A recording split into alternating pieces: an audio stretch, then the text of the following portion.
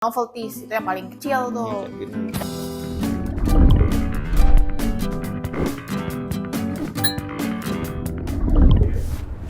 Halo semuanya, kembali lagi di podcast Ngomongin Bisnis bareng gue Sisi. Dan di sini juga kita udah kedatangan narasumber dari Trophy Studio. Boleh perkenalan dulu, Pak? Halo semuanya, saya Adi Fidianto dari Trophy Studio. Halo, saya Natasha dari Trophy Studio. Boleh tahu dong Pak, Bapak nih sebagai apa nih di Trophy Studio? Saya sebagai bisa dibilang ownernya ya, dengan lebih ke CEO-nya. Kalau Mbak Tasya? Saya sebagai vendor management. Wih. Jadi kita langsung ngobrol sama owner dan vendor managementnya nih.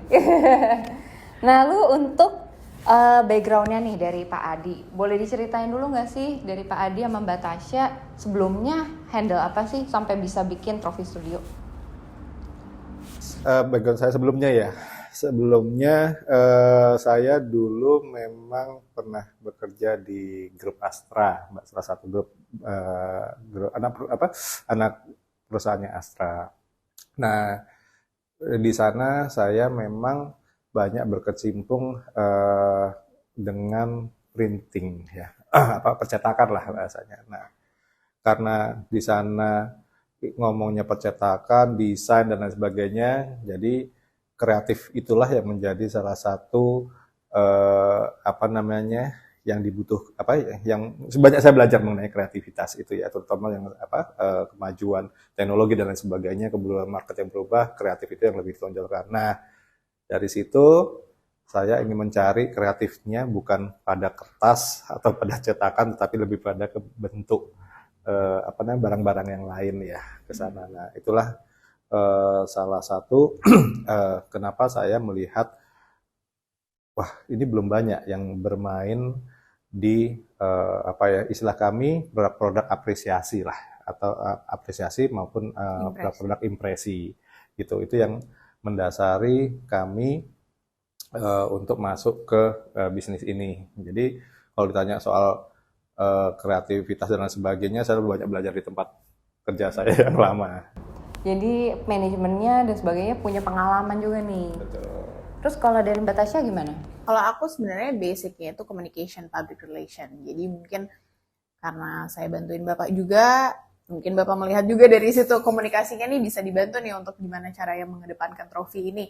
Maka dari situ ya aku bantuin Bapak di trofi ini. Oh, oke. Jadi karena memang awalnya dari Pak Adi dulu, terus nginvite nih ya Mbak Tasya kayaknya bisa ngelengkapin gitu ya. Nah, kalau dari Mbak Tasya sama Mas Adi gitu, biasanya tuh kenapa sih orang-orang masih kepikiran gitu mau bikin bisnis trofi gini? Mungkin bisa dikasih tahu kenapa alasannya? Oke, good question. Jadi gini, Mbak Sisi. Mbak Sisi mungkin pernah dengar yang namanya teori Maslow. Teori Maslow itu kan dia mengutarakan kebutuhan manusia gitu ya, untuk bagaimana kebutuhan itu bisa memotivasi orang itu gitu ya. Di dalam teori Maslow itu kalau saya nggak salah ada lima, mulai dari kebutuhan yang paling dasar, kebutuhan fisiologis lah, makan, minum dan lain sebagainya. Setelah itu yang kedua naik untuk kebutuhan sosialnya dia, rasa aman dulu, rasa aman. Kemudian yang ketiga kebutuhan untuk sosialnya dia. Nah, ini yang keempat, kebutuhan dia akan apresiasi. Kebutuhan manusia itu senang kan kalau misalnya diapresiasi, dihargai dan lain sebagainya ya. Nah, yang kelima terakhir adalah aktualisasi diri. Kami melihat kalau di yang pertama, kalau dikaitkan dengan bisnis ya, itu udah banyak.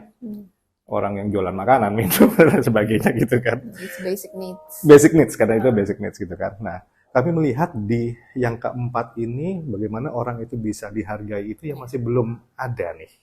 Nah, disitulah saya berpikir, wah, padahal orang dalam tingkatan hidupnya dia, pasti dalam step hidupnya dia merasa harus dihargai. Kenapa? Karena itu yang memotivasi pekerjaannya dia. Nah, kayak saya dulu pernah sebagai karyawan, pasti seorang karyawan itu akan berusaha keras, dan itu penghargaan itu wajib.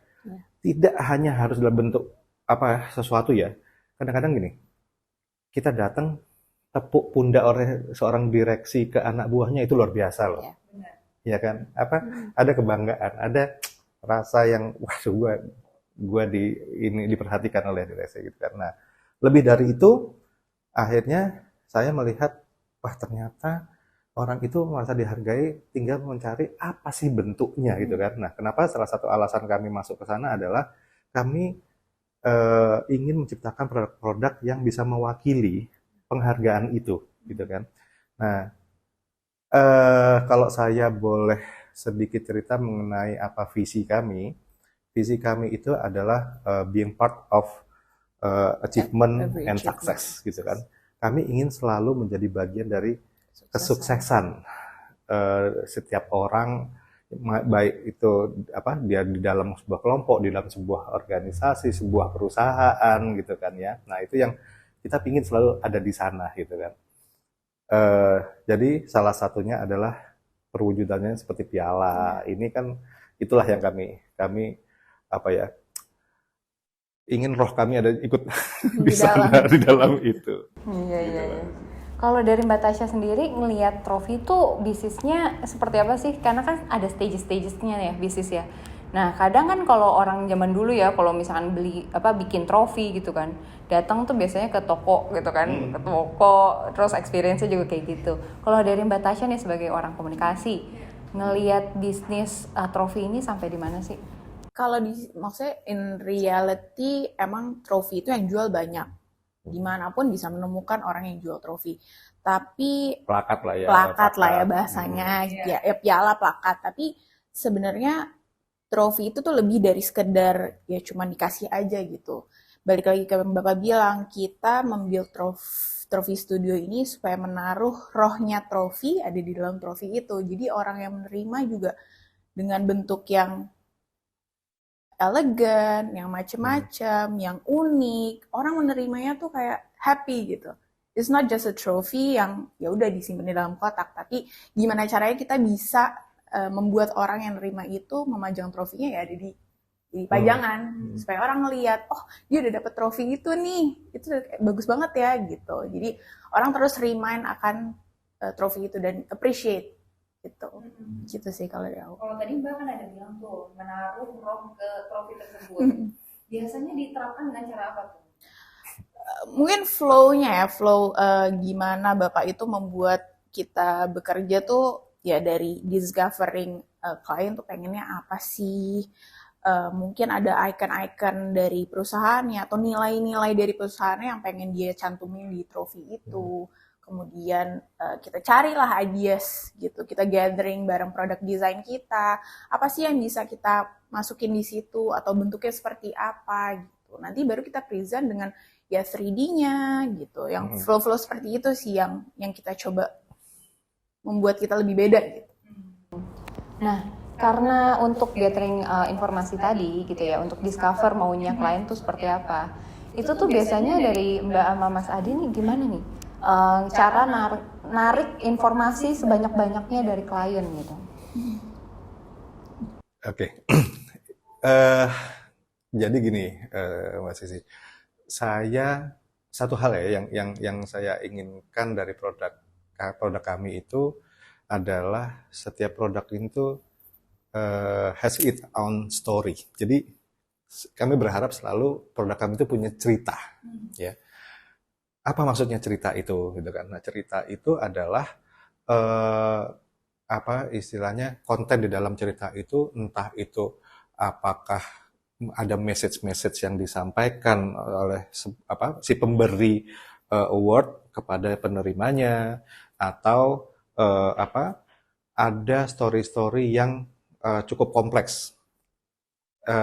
Mungkin lebih mudahnya saya coba kasih contoh-contoh sampel ya.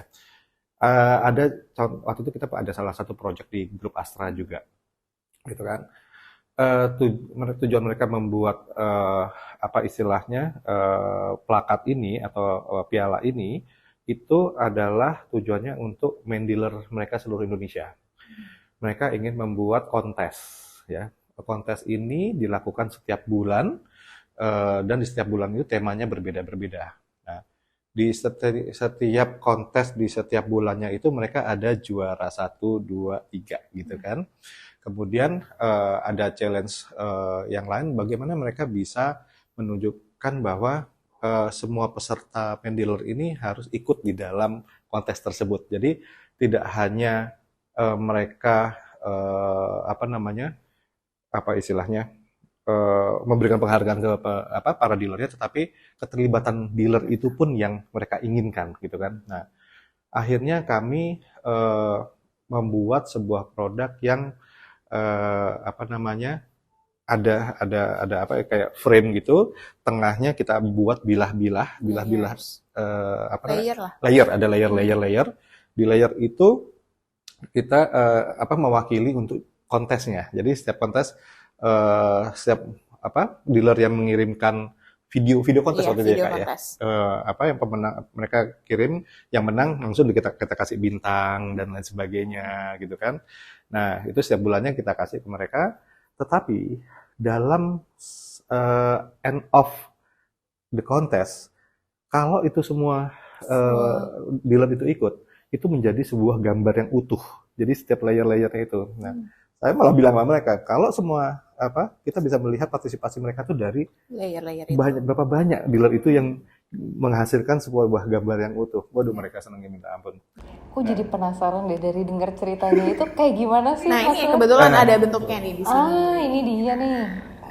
Oke. Nah, ini contohnya Mbak Sisi. Jadi kita bikinkan frame. Jadi waktu awal itu main dealer tuh cuma dapat ini aja frame-nya. Nah, ini kalau apa kita bisa lihat di samping ini ada layer-layer. Ini layer-layer, saya ambil contoh deh yang awal. Ada 6 layer. Ada 6 layer. Nah, 6 layer ini mewakili untuk satu kontes. Gitu kan. Nanti kalau yang pemenangnya ada bintangnya di sini, bintangnya apa juara 1 emas, gold dan lain sebagainya gitu kan. Dan ini ada gambarnya. part of gambarnya gitu kan. Gambarnya udah kita siapkan. Udah kita siapkan. Nah, jadi apa namanya? Yang saya sampaikan tadi, ini kalau misalnya di gambar-gambar terpisah ini dilihat dari depan, ini ya, dilihat dari depan ini jadi gambaran utuh. Saya bilang ke mereka kalau dari perspektif si nggak apa-apa nyebutin nama ya, asal Honda Motor, harusnya asal Honda Motor melihatnya keterlibatan berapa besar keterlibatannya si main dealer itu untuk menghasilkan sebuah gambar yang utuh. Nah, ini kita ambil message-nya juga karena mereka punya jargon one heart kan. Nah, one heart itu artinya apa? Dari sekian banyak heart atau gambar yang ada di sini, kalau dia jadi sebuah satu hati atau satu kesatuan utuh. Ini juga salah satu yang, nah itu tadi yang kakak Tasya tadi cerita. Kita gather sebanyak informasi apa sih yang mereka memasukkan di dalam sebuah piala atau penghargaan itu sendiri. Untuk mendapatkan satu masterpiece seperti ini, itu dari Trophy Studio tuh berapa kepala sih yang harus dihasilkan? Gitu. Soalnya ini kan ibaratnya out of the box gitu ya. Gimana tuh? Mungkin kita mengumpulkan, kita biasanya tuh discussion dulu sih antara kita satu tim gitu.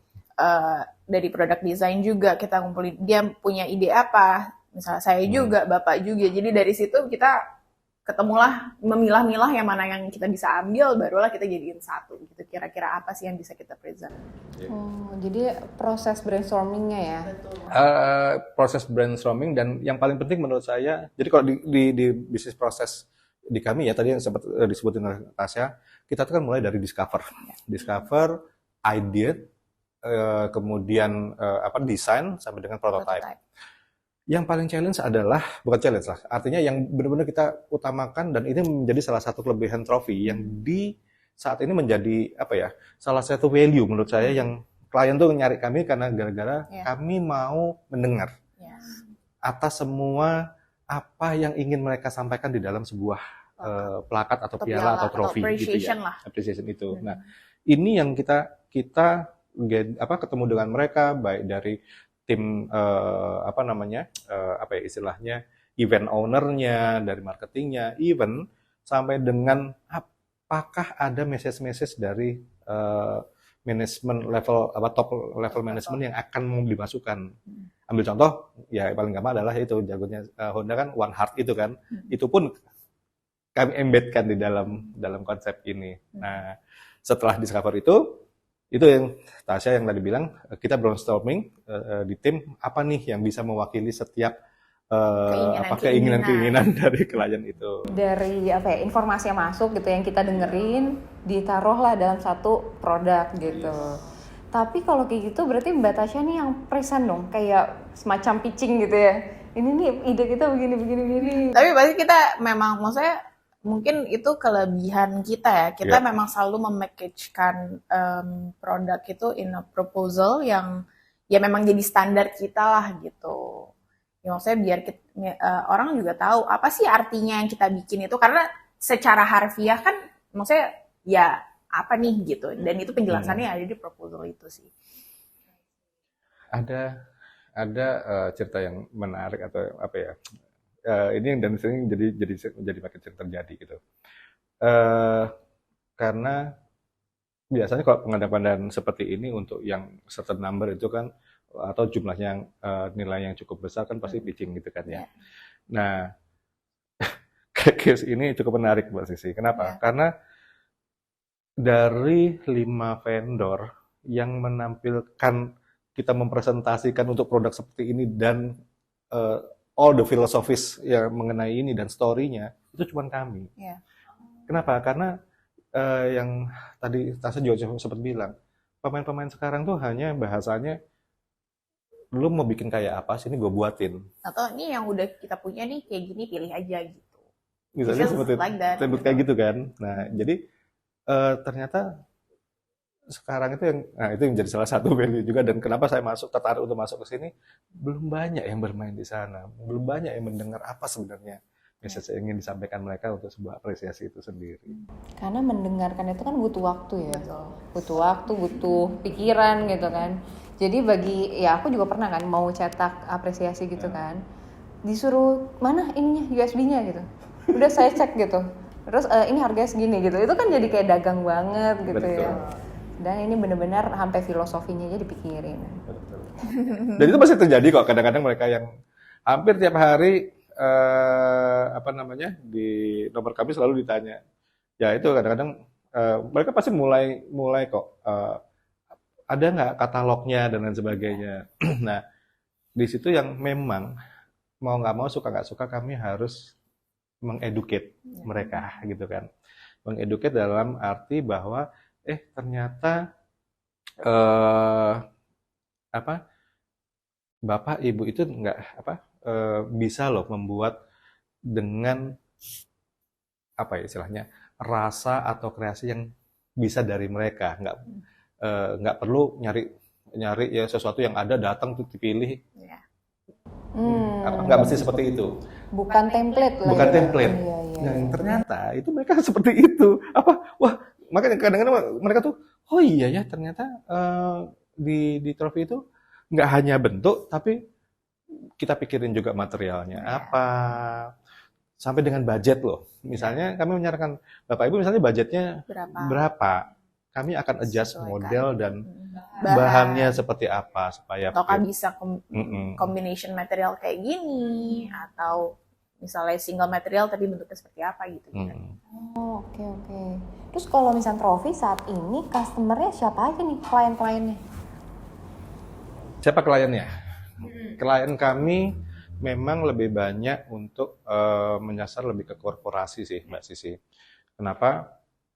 Karena di dalam sebuah korporasi itu kan aktivitas di dalam itu kan banyak ya, dan pasti di dalam salah satu aktivitas mereka itu ada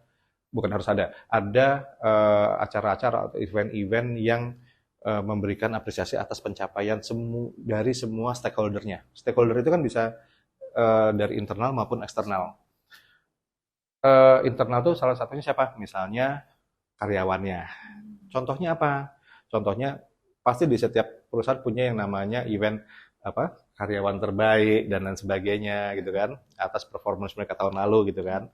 Nah, atau bahkan juga misalnya mereka menghargai masa kerja karyawan. Ini misalnya apa tuh? Nah, misalnya ini contoh. Ini kebetulan perusahaan sama yang tadi.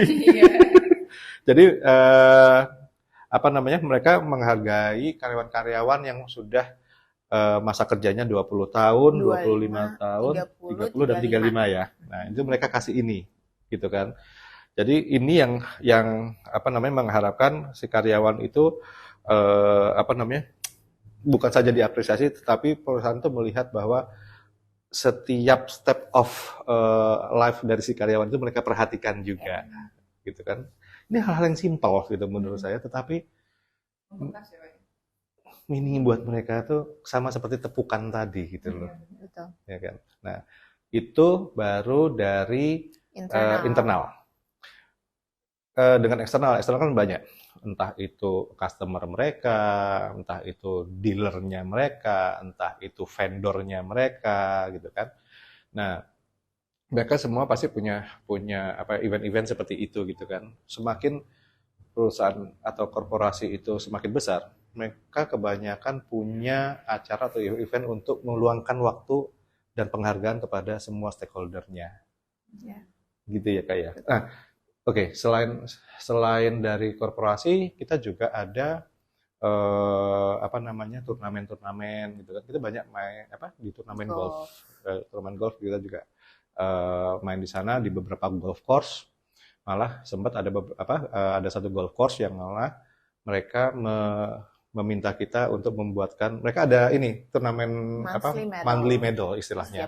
Setiap bulan untuk membernya mereka. Nah, itu mereka minta kita untuk membuatkan tema-tema setiap bulannya gitu kan. Jadi misalnya kayak Desember kemarin, Desember apa sih biasanya orang? Natal, Christmas. Nah, itu kita bikinkan piala yang bentuknya Christmas tree gitu. Ada kan kita Kak ya contohnya. Nah, ini nih contohnya. Ini misalnya. Ada yang gede kecil gini gimana Pak? Ini karena untuk kalau golf turnamen tuh dia ada tingkatannya kayak ini paling besar tuh best net overall, terus ada best net, terus kemudian ada yang novelties, itu yang paling kecil tuh. Kayak gini. Oh, ini soalnya tuh sampel tuh sih. Iya, sampel. Ini contoh yang Christmas-nya. Terus mereka juga bulan apa ya? Yang bulan mereka itu ulang Januari tahun. ini ada best apa namanya yang champion medal. Oh, ini yang berjalan-jalan kemarin. Jadi mereka dari pemenang-pemenang setiap tahun, setiap bulannya itu ada best of the best lah bahasanya gitu. Nah, mereka bikinin kayak gini. Ini kita milih kayu, kenapa? Karena selain dari mengedepankan sustainability-nya kan lebih ke alam gitu kan. Ada kalau lapangan golf itu kan green, pohon. Oke. Jadi kan ambil unsur itunya ya Pak ya? Iya. Nah, ada korporasi, turnamen, terus misalnya ada grup-grup yang misalnya, aku bikin acara tahunan, misalnya geng komunitas motor, mobil, kayak gitu lah. Community. Kalau misalkan dari semua project yang selama ini di-handle ya, selain corporate, komunitas, ada salah satu yang paling dibanggakan walaupun bukan dari nilainya ya, tapi kayak ceritanya mungkin atau apa? Mungkin yang tangan gitu kali Pak. Oke. Pas ada di belakang situ ya. Saya suka statementnya Sisi. Mana yang disuka, tapi bukan hanya harga. Betul. Karena yang saya tadi, kenapa saya senang? Saya selalu merinding kalau menceritakan ini. Karena yang saya bilang tadi, setiap produk itu punya cerita gitu kan. Karena disitulah akhirnya mereka menghargai istilahnya. Jadi kadang-kadang ambil contoh inilah. Ambil contoh ini. Ini salah satu salah satu corporate yang udah mulai rutin ke kita. Mereka setiap punya project, punya program, mereka memberikan hadiah kepada klien-klien mereka lah, gitu kan. Nah, apa yang membuat saya bangga? Dan karena pada saat misalnya si klien kami itu berikan, 2 hari kemudian si klien itu menampilkan gambar pialanya ini di IG-nya mereka, di websitenya mereka gitu kan. Jadi ini yang selalu saya bilang sama teman-teman di tim saya. Eh, happy customer atau happy client is a must gitu kan. Tetapi happy or happy client, wah itu yang luar biasa. Bahkan bukan orang yang ibaratnya membayar terus dapat produknya, tapi juga orang yang menerima hasil akhirnya gitu ya. Itu 2 level untuk happiness client ya maksudnya. Itu yang saya senangnya di sana gitu kan. Kenapa mereka menerima ini bukan hanya karena mereka memang layak untuk diberikan itu, tetapi secara fisik mereka suka dan itu yang kadang-kadang malah Proudness. itu dia proudness-nya itu yang ketika dia nerima kayak wow gitu, akhirnya dia foto, akhirnya dia pajang di Instagram gitu kan, berarti ya ada kebanggaan tersendiri lah untuk mereka. Aku bahkan pernah lihat IG-nya Trofi pas lagi repostin yang Prasmul punya ini mahasiswa. Itu mereka kan terima banyak ya kayaknya ya, hampir semuanya ya. Itu lebih tahun. 40 tahun, acara 40 tahunnya Prasetya Mulia. Itu bukan ke bukan mahasiswa ya Kak ya, tapi ke partner-partnernya mereka. Itu partner, oke. Iya. Dan pas mereka ini malah story-storyin, tag Trofi gitu ya. Sampai mereka tahu bahkan ini bikinnya di mana gitu. Dan lucunya yang menarik lagi adalah dari beberapa mereka yang kebetulan partnernya Prasmul itu juga korporasi juga kan ya. Yang mereka minta nyari nama kita, kita untuk membuat hal yang sama. Bahkan sampai ibaratnya kompetitor atau partner gitu itu semua nanya juga ya bikinnya di mana gitu. Wah parah, bagus banget berarti. Terus kalau misalnya ini kan backgroundnya dari Mbak Tasya, dari Mas Adi, dua-duanya ini kan dulunya pekerja ya, maksudnya karyawan gitu. Terus dengan membuat bisnis sendiri, Trofi Studio ini, itu disupport sama keluarga nggak sih? Sangat. Ya salah satunya itu keluarga yang disebut support. Buktinya ini ikut gitu. Ikut ya. Nggak soalnya karena saya tahu Tasya lah ya, dia yang tadi bilang lebih banyak di communication yang menurut saya cukup banyak, saya banyak belajar dari Tasya yang bagaimana how to communicate to others gitu kan, through barang-barang seperti ini gitu kan. Ya banyak hal-hal yang kalau bahasa Jawa itu gatuk gitu, nyambung gitu antara experience saya dulu, Tasya, dan dia dari dari yang kita jalanan ini ya alhamdulillah fit ya, apa yang kita pikirkan ini dengan sejalan dengan perubahan yang ada di market itu sendiri. Kata Tasya? Iya, dari Mbak Tasya gimana tuh?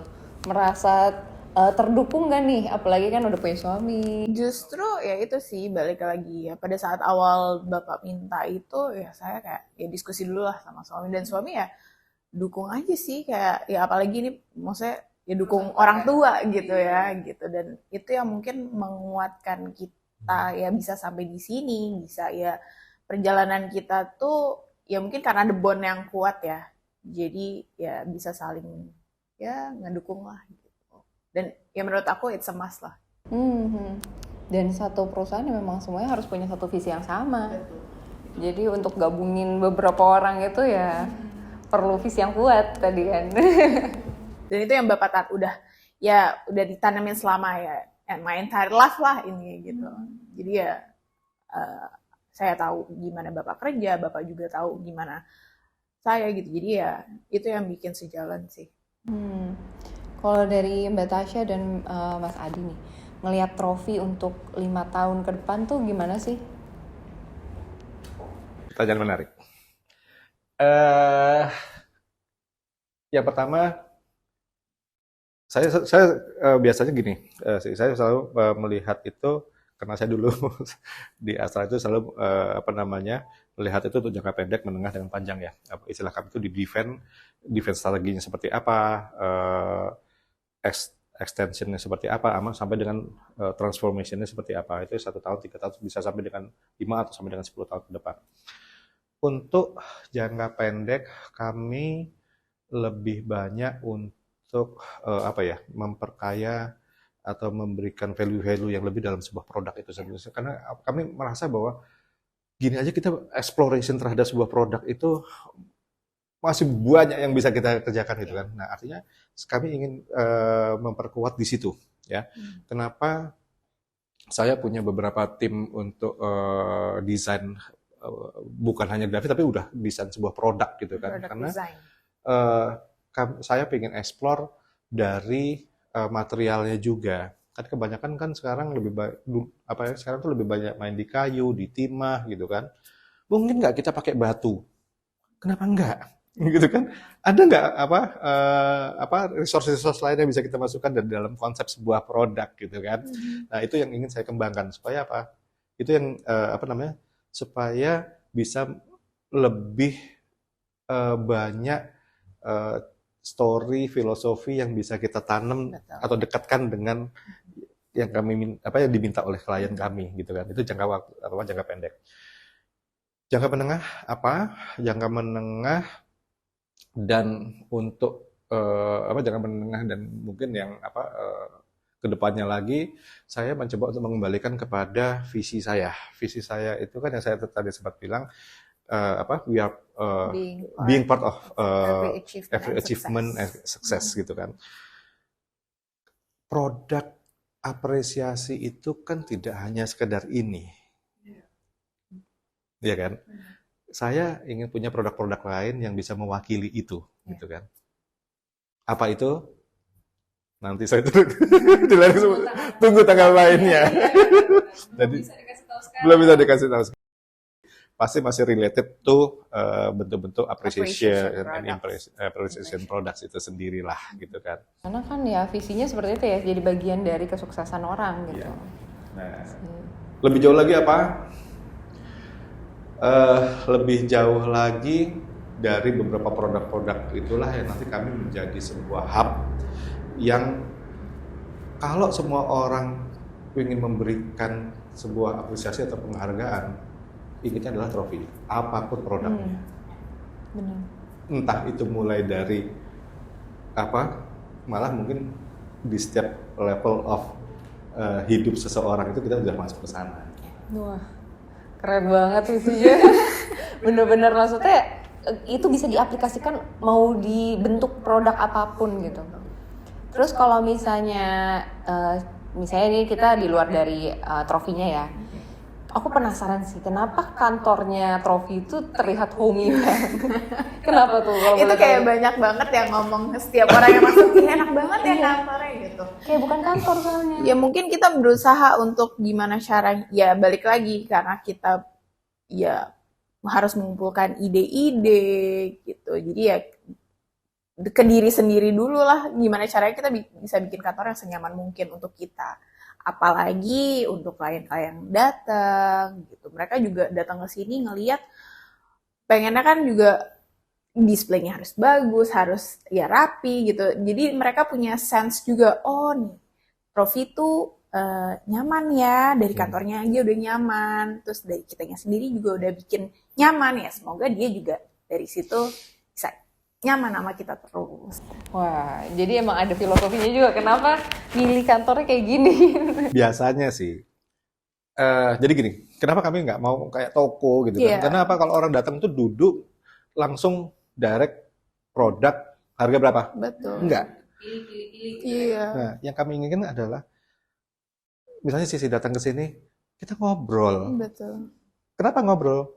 Dalam rangka Listening. discover tadi itu, dalam rangka we listen. Gitu. Makin kenal orangnya, kita tahu mau diarahin kemana. Betul. Gitu ya. Begitu pun sebaliknya, jadi dia juga merasa kayak, oh Trofi tuh pengen kenal kita, dia pengen tahu kita bikin apa, kita mau bikin apa gitu. Jadi ya balik lagi dia juga akan merasa nyaman gitu. Dan kualitas barang sama harga barang itu nggak menjamin orang tuh balik lagi loh. Cuman dengan kenyamanan itu orang udah langsung kayak udahlah bikinin aja gitu. Ya kayak tadi yang saya ditelepon. Pak Adi, ini bosku mau apa namanya mau keluar, saya harus nyiapin apa namanya Ya, piala. Jadi dia minta Jumat pagi harus sudah selesai. Ya meskipun itu sangat challenge, tapi saya senang apa? Mereka tuh di kepala kalau mengenai ini, yang diingat udah trofi gitu. ya, Kenapa dia nyaman gitu? ya. Karena apa yang pernah kami buat apa buat sesuatu untuk mereka tuh mereka sudah Suka. bukan hanya barangnya, tetapi apa ya? Ya itu The the process. process-nya itu yang mereka suka. Karena saya selalu bilang, oh ya, mungkin saya lupa tadi menyampaikan. Beberapa project yang sifatnya korporasi, saya selalu bilang, eh apa pendekatan saya dengan mereka pun saya selalu wanti-wanti. Jadikan kami adalah Bagian. part of your business process, gitu kan. Maksudnya apa? Kalau misalnya apa namanya? Apa kami untuk bahasa sebuah itu karena kami pingin tahu, kami pingin eh, flow-nya itu benar. Ambil contoh gini, pada saat misalnya kita udah bikin apa namanya desainnya, itu harus approval, harus udah sesuai dengan apa yang mereka minta. Jangan sampai kita udah buatin, Pak, ini salah loh. Kesepakatan-kesepakatan ini yang apa melalui proses ya. Kayak misalnya kita juga bilang kadang-kadang mereka bikin bikin apa namanya? Bikin acara itu misalnya ada contoh salah satu bank BUMN kemarin sih, itu banyak banget mereka memberikan penghargaan. Kita selalu wanti-wanti, saya minta 2 minggu ya, pemenang itu sudah dapat dari kami. Kenapa? Karena untuk di apa di print di platnya untuk ditempel di sana. Masih aja last minute ada yang namanya berubah, ada yang typo, padahal kita udah kasih istilah kami final artnya ya, kita kasih ke mereka untuk approval gitu kan. Nah, itu bukan karena kami apa istilahnya maunya beres dan sebagainya, tapi selalu kami kembalikan ke mereka. One ada yang salah, itu dampaknya ke kalian juga loh. Betul. Gitu. Dampaknya apa? Bisa keterlambatan dan apa kualitasnya menjadi apa Menurun. menurun dan lain sebagainya. Jadi saya selalu apa namanya mengingatkan mereka itu. Jadi setiap timeline yang kita sudah sepakati, ya itu yang harus kita proses. Berarti tanggung jawab itu berada di dua pihak ya? Betul. It's a must loh kalau Iya, bener ya. Ya. Maksudnya berarti dari kitanya juga bertanggung jawab, tapi dari pihak klien memberikan tanggung jawab informasi-informasi yang sesuai dengan timeline gitu ya. Ini ada cerita lucu lagi. Saya selalu apa senang cerita kenapa apa bisnis kami adalah sebenarnya jadi cerita gitu kan. Kayak kemarin ya kayak yang yang BUMN itu. Kami selalu setelah selesai project selalu tanya apa minta evaluasi dari mereka. Si ibu tuh bilang, Pak, kalau tahun lalu dengan vendor yang lama tuh saya yang pusing, saya yang cerewet gitu kan ke vendor. Tapi kalau sama Pak Adi ini, saya bisa hidup dengan tenang. Karena kita yang galak gitu sama mereka, bukan galak tapi lebih apa ya Itu terstruktur itu ya. ya itu SOP yang udah kita coba apa tanamin dari awal Iya. ya supaya flow-nya oke sampai akhir pun juga oke, akhirnya klien kan juga happy kalau kayak gitu. Mungkin pas prosesnya agak kaget juga kali ya. Karena nggak biasa kan orang-orang Iya. maksudnya di remind gitu, tapi ya balik lagi in the end kan yang happy juga klien juga gitu. I see. Ya walaupun kaget di tengah-tengah, tapi pas akhirnya mereka senang justru. Happy, rapi semua. Nah karena ini kan di bidang kreatif ya, walaupun ada produknya gitu ya, tapi memang di awalnya ya ideas tadi dengan kreativitas. Gimana caranya tuh ngadepin kreatif block tuh? Kalau misalkan ini kan unik semua nih, ada ceritanya, ada unik kan. Tapi gimana caranya ngadepin kalau misalnya lagi kreatif block plus dari kliennya ini nih nggak tahu maunya dia apa, nggak tahu apa yang harus diceritakan gitu. Oke, saya dulu ya, mungkin tambahkan Tasya nanti. Itulah kenapa saya apa namanya minta ke tim khususnya untuk yang apa product development ya, untuk menyiapkan beberapa ide-ide. Jadi kita selalu setiap minggu saya mewajibkan mereka untuk melihat, kalian punya ide apa? Bikin dong sketsnya. Nah, mungkin nanti Sisi kan pasti lihat di salah satu bagian di tembok kami itu ada skets gitu ya. Itu yang apa namanya? Saya memanfaatkan momen-momen yang mungkin mereka agak sedikit senggang dan lain sebagainya untuk mencurahkan itu, Ya. ya kan? Yang suatu hari kalau kita apa tadi istilah Sisi tadi apa? Kreatif block tadi, Iya. kita nggak usah berpikir keras. Kita punya apa? Just see. Kita lihat mana yang cocok. Nah, itu artinya itu yang menjembatani apa misalnya kita suatu aduh Untuk suntuk atau misalnya kita mentok sebenarnya dari apa yang teman-teman sudah siapkan itu ternyata ada. ya. Nah, Kira-kira cocok tinggal dimodif gitu ya. dengan Betul. modif filosofinya nyambung nggak, story-nya nyambung apa enggak, kan gitu kan. Nah, Atau itu ada tambahan lain yang bisa dimasukkan ke dalam yang sudah dibuat sketches-nya, entah dipasang bintang atau dipasang plat atau dipasang apa, ya modif-modif itu yang kita lakukan enggak. dari yang udah kita buat itu. Jadi ya itu tadi apa? Sebelum terjadi kreatif block terjadi, kita udah kita siap. Even kita punya grup yang kayak isinya emang buat ideas itu ya. Jadi ideas yang apapun kita Apapun. lihat di mana, mau lihat di TV, mau lihat di online, kita kumpulin jadi satu di situ supaya itu kalau misalnya once kita agak buntu nih apa ya, kita lihat di situ. Oh ini kira-kira ini bagus nih bentuknya. Nanti kita tinggal mau dipakai apa gitu. Gitu sih. Ada nggak sih klien yang kayak mau persis gitu, kayak ngelihat nih pas datang ke sini ya, ih bagus-bagus semua, kaget gitu kan. Tapi dia nggak punya ide lain atau nggak punya cerita yang gimana-gimana banget, terus dia pokoknya aku maunya persis kayak gini. Terus ngadepinnya gimana tuh? Oke. Pada prinsipnya manusia itu kan pingin ada kemauan keinginannya sih ya. Yang kadang-kadang bingung mau bentuknya seperti apa. Langkah yang paling gampang adalah ATM. Entah itu dia amati, tiru, atau modifikasi. Kan gitu kan ya. Nah biasanya cukup banyak juga yang menghubungi kami, Pak bisa bikin kayak gini nggak? Bisa bikin kayak gini nggak? Mereka bisa googling dan lain sebagainya kan. Nah dari situlah sebenarnya kami itu paling tidak kami dapat insight. Oh mereka tuh maunya seperti ini. Itu yang kita selalu dalami. Pak kenapa sih Bapak atau Ibu pingin model seperti ini? Apakah cuma karena hanya modelnya saja atau ada ada keinginan lain? Oh misalnya, wah ternyata Bapak Ibu ini senang kalau ada bintangnya. Karena misalnya itu menunjukkan bintang itu kadang-kadang kesuksesan atau performance seseorang gitu kan. Oh dia senang karena ada siluet atau bentuk orang sebagai orang gitu kan. Oh atau bentuk-bentuk lain yang dia inginkan. Nah dari situlah kita coba memodifikasinya sih. Istilahnya dari apa yang dia lihat pertama. Hal kedua sebenarnya adalah kita orang tuh sebenarnya kan juga gue pingin berbeda dengan orang lain, gitu kan? Masing-masing karena setiap orang tuh punya egoisme identity sendiri, kan gitu kan? Nah disitulah yang kita dorong untuk tidak sama. Gitu. Walaupun mereka kasih referensi, tapi jangan sama karena ya kita tahu pasti orang punya keinginan berbeda gitu. Yes.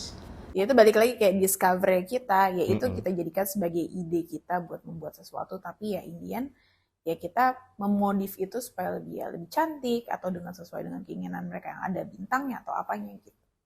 Oke, kalau Mbak Tasya sendiri tadi kan berusaha tidak memplagiat punya orang ya. Ibaratnya kita justru mendengarkan gimana caranya dibikin unik gitu kan. Kalau dari Mbak Tasya sendiri ngelihat orang-orang nih kalau ada yang mungkin jual piala gitu. Terus niru-niru punyanya Trofi gimana? Sebenarnya itu justru kita seneng sih ya. Berarti kan mereka suka dengan itu gitu ya. Itu ya sebagai pemacu untuk kita supaya bisa mendevelop lebih banyak lagi sih Mbak Sisi. Jadi ya memperkaya kita juga supaya bisa memunculkan ide-ide buat klien yang lebih gitu sih. Gue setuju. Nggak pernah ngerasa kesel gitu kayak, udah dulu. Kalau kesel sih pasti. Tapi ya gimana caranya kita membuat kesel itu menjadi sebuah challenge sih gitu. Jadi maksud saya challenge itu adalah apa? Karena orang ngikutin kita sebagai benchmark. Betul. Challenge kita adalah kita harus one step ahead gitu kan. Kita harus lebih kreatif lagi, lebih unik lagi. Nah, artinya apa? Karena semakin banyak orang yang pengen melihat produk kita, berarti kan nama kita bagus, branding kita bagus, kan gitu kan. Mungkin bagi orang ngeliatnya, oh ini mirip nih punyanya Trofi gitu kan. Mungkin dari segi harga mungkin lebih murah gitu ya.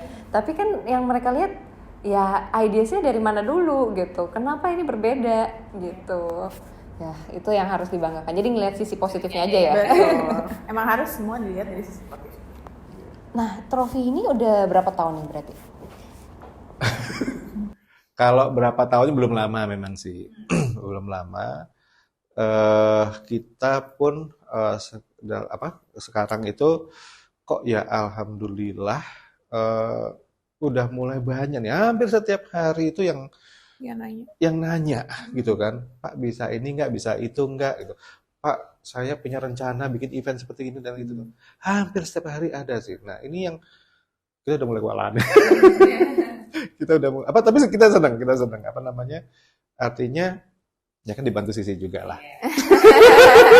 Iya, bantu juga tapi Trofi juga bagus, makanya lancar. Nah dari situ ya apa namanya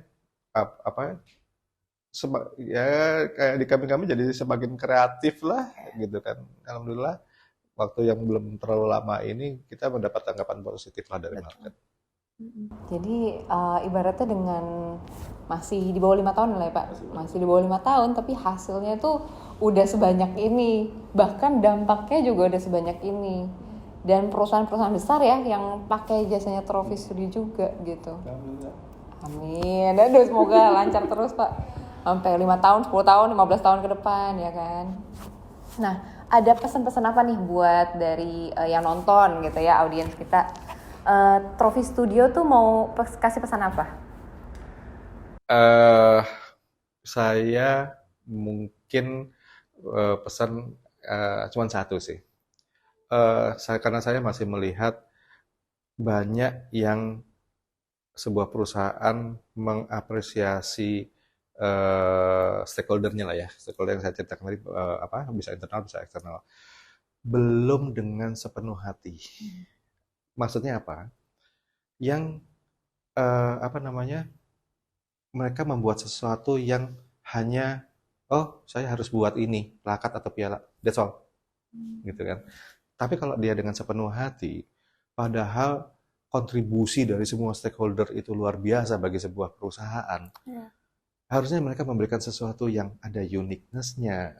Uniqueness-nya nggak mesti mahal kok, gitu kan. Tetapi bagaimana orang menerima itu bukan hanya bangga, wah saya menang, tapi kami kadang-kadang berpikir lebih jauh, gimana produk ini nggak masuk lemarinya dia? Bagaimana sebuah produk ini pun ditaruh di mejanya dia atau di belakangnya dia supaya orang lihat orang ini punya sesuatu value terhadap perusahaan, gitu kan? Jadi nggak usah takut untuk misalnya, ini pasti mahal, no. Kita akan bantu untuk bisa mewujudkan itu. Gitu. Tetapi message saya adalah perusahaan harus lebih banyak menghargai semua kinerja dari stakeholder-nya. Karena kembalinya ke perusahaan juga. Betul. Bener. Kalau dari Mbak Tasya ada tambahan gak nih? Sama sih, mungkin jangan stuck hanya di situ aja. Ketika kalian coba untuk cerita, yaitu kita bisa mewujudkan itu baik dari sisi harga ataupun bentuk ataupun ya apapun lah, diceritain dulu ke kita. Kadang-kadang orang tuh lebih ya udah kirim aja tapi nggak mau cerita. Padahal kalau misalnya cerita dikit aja, pengennya ini gitu, ya kita bisa bantu untuk bikin yang ya mungkin kelihatannya jauh lebih bagus gitu. Kayak gitu sih kalau dari aku. Jadi memang harapannya Trofi nih dengan memberikan entah itu piagam, entah itu piala dan sebagainya, atau ya impression lainnya gitu ya, itu bisa dibanggakan dengan yang penerimanya gitu ya. Langsung naik ke pajangan. Iya. Nah kalau misalkan kayak gitu, kita udah ngobrol banyak ya sama Trofi Studio, dan kita jadi makin kenal lagi siapa itu Trofi Studio, gimana passionnya mereka membuat ini. Dan maksudnya nggak harus loh perusahaan-perusahaan yang udah running lama gitu ya, tapi mereka itu dengan passionnya mereka jadi kuat dengan sendirinya. Oke, thank you semuanya, thank you Mas Adi, thank you Mbak Tasya. Sampai ketemu di podcast minggu depan.